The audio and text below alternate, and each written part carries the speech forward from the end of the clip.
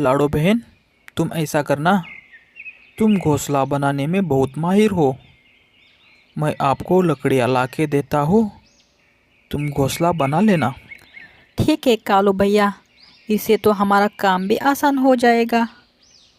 जैसे प्लान के मुताबिक तय हुआ था, वैसे ही कालू कौवा लकड़ियाँ ला के दे रहा था। लाडो चिड़िया घोंसला बना रही थी। यहाँ भूरा कौवा भी नीचे से हल्की हल्की लकड़ियाँ अपने घोंसले की तरफ रख रहा था। मैं चुपके से इसकी लकड़ियाँ चोरी करके लाती हूँ और मेरे घोंसला बनाने के लिए रख देती हूँ। इधर भूरा कौवा नीचे से लकड़ियाँ लाके अपने डाली के ऊपर रख रहा था। इधर मीनू मौसी चुपके से वो लकड़ियाँ उठा के अपने डाली के ऊपर रख रही थी। अरे बुरे, ये क्या हो रहा है तेरे साथ? इतना टाइम से मैं लकड़ियाँ ला रहा हूँ और इधर लकड़ियाँ कम होती जा रही है। चलो कोई बात नहीं, मैं इतनी ही लकड़ियों का घोंसला बना लेता हूँ। नहीं तो ऐसे ही 4 दिन जाएंगे मुझे लकड़ियाँ ढूंढते ढूंढते, और बाढ़ आ जाएगी, वो लकड़ियाँ भी लेके जाएगी और मुझे भी लेके जाएगी। ऊपर के डाली के ऊपर कालू कौवा और लाडू चिड़िया की मेहनत से उनका घोंसला तो बन चुका था। ये सब देखकर मीनू मौसी को बहुत जलन सी हो गई। हे भगवान, अब तो मर ही जाऊंगी मैं। 2 दिन में बारिश होने वाली है, अब मैं घोंसला कैसे बना दूँ? उसका आवाज़ सुन के कालू कौवा और लाडू चिड़िया उसके पास आ जाते हैं। अरे क्या हुआ मीनू मौसी, क्यों चिल्ला रही हो आप? क्या बताऊँ कालू, इतनी सारी लकड़ियाँ ला ला के मेरे कमर में मोच आ गई है। अब तो मैं लकड़ी भी नहीं उठा सकती और घोंसला भी नहीं बना सकती। अब मैं क्या करूँ? मीनू मौसी, आप टेंशन मत लो, मैं और कालू भैया आपका घोंसला बना के देंगे। लाडो चिड़िया और कालू कौवा मीनू मौसी का घोंसला बनाने में लगे। कुछ ही समय में मीनू मौसी का घोंसला बन गया। मीनू मौसी एक कोने में आराम से खड़ी थी, घोंसला देख रही थी। मीनू मौसी, ये लो आपका घर बना के तैयार है। जल्दी से आप अपने घोंसले में चले जाओ, वरना बारिश कभी भी हो सकती है। इधर भूरे ने भी अपना घोंसला जैसे तैसे करके बना लिया था। कालू भैया, मुझे नहीं लगता है बारिश 5 से 6 दिन रुकेगी। हमारे पास तो अनाज भी नहीं है। ऐसा कर लेते हैं, हम 4-5 दिन जाएगा इतना अनाज लेके आते हैं। ठीक है लाडो, मुझे एक जगह पता है, उस जगह पे जाएंगे और अनाज लेके आएंगे। लाडो और कालू कौवे ने 4-5 दिन दोनों को अनाज जाएगा इतने अनाज का प्रबंध कर लिया था। कुछ ही समय में रात हो जाती है।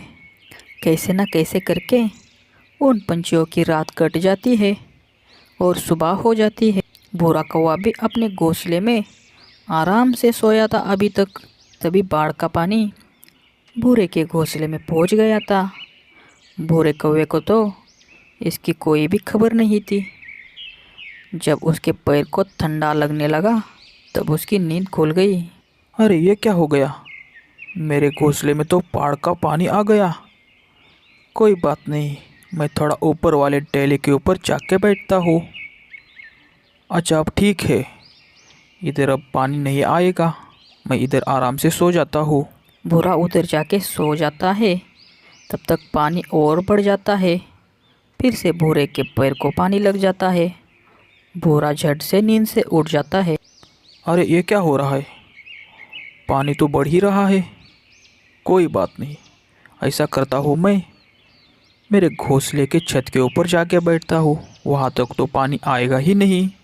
भूरा जैसे ही घोंसले के बाहर निकलता है, वैसे ही उसका घोंसला तेज पानी की वजह से बह जाता है। भूरा वहाँ से मीनू मौसी के पास आ जाता है। मीनू मौसी, अरे वो मीनू मौसी, दरवाज़ा खोल दो, मेरा घर तो बाढ़ की वजह से बह गया है। मीनू मौसी, अरे वो मीनू मौसी, दरवाज़ा खोल दो। मीनू मौसी तो अंदर से सारा सुन रही थी, पर उसने दरवाज़ा खोलने की हिम्मत नहीं जताई। मुझे तो पता ही है, ये मीनू मौसी किसी के काम नहीं आती। सब चीज़ों में अपनी ही भलाई देखती है। भूरा वहाँ से उड़ के कालू कौवा और लाड़ो के पास चला जाता है। अरे ओ लाड़ो, कालू, अरे ओ लाड़ो, दरवाज़ा खोल दो जल्दी से, मेरा घर तो बाढ़ के पानी में बह गया है। लाड़ो, अरे ओ कालू, अरे जल्दी से दरवाज़ा खोल दो, वरना मैं भी मर जाऊंगा यहाँ पे। लाड़ो और कालू दरवाज़ा खोल देते हैं। कालू, तुझे पहले ही बता दिया था लाड़ो ने, तूने तो बात नहीं मानी। अब आ गया ना समझ में, जल्दी से अंदर आ जाओ। तीनों मिलके बाढ़ का पानी खिड़की से देख रहे थे। तभी अचानक से मीनू मौसी की चिल्लाने की आवाज़ आ जाती है। अरे बचाओ, कोई मुझे बचाओ, लाड़ो, कालू, बूढ़े, अरे कोई बचाओ, अरे कोई है क्या नहीं जिंदा कि सारे के सारे मर गए, मुझे बचाओ कोई। मरने दो कमीनी बुड्ढी को, उसके साथ ऐसा ही होना चाहिए। नहीं बूढ़े, ये तो गलत बात कही तुमने। संकट के समय किसी भी पंछी की मदद करनी चाहिए हमें, चाहे वो हमारा दुश्मन हो। जाओ जाओ कालू, तुम जाओ, मैं उसकी मदद करने नहीं आऊँगा उस बुड्ढी की। कालू और लाड़ो जल्दी से घोंसले से बाहर आ जाते हैं। जैसे तैसे करके कालू कौवा मीनू मौसी को बचा लेता है। अरे चलो चलो मीनू मौसी, बारिश तो बहुत हो रही है, जल्दी से घर के अंदर चले जाते हैं। वो तीनों जैसे ही घोंसले के अंदर जाने ही वाले थे, तभी लाड़ो का भी घोंसला बह जाता है। साथ साथ में भूरा कौवा भी घर के साथ बह जाता है।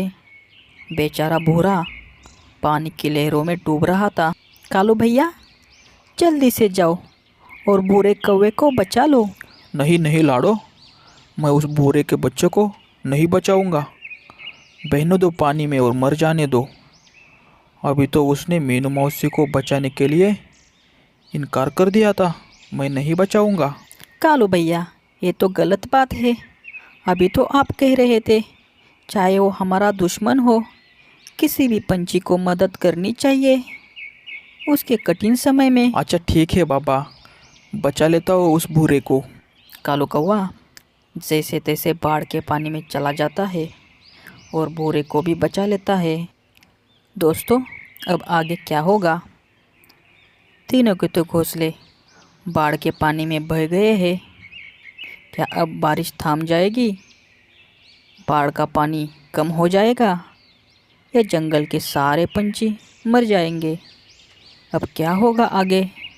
अगर आपको जानना है आगे क्या होगा तो हमारे चैनल को सब्सक्राइब करके प्यारी सी कमेंट कर लेना। Thank you.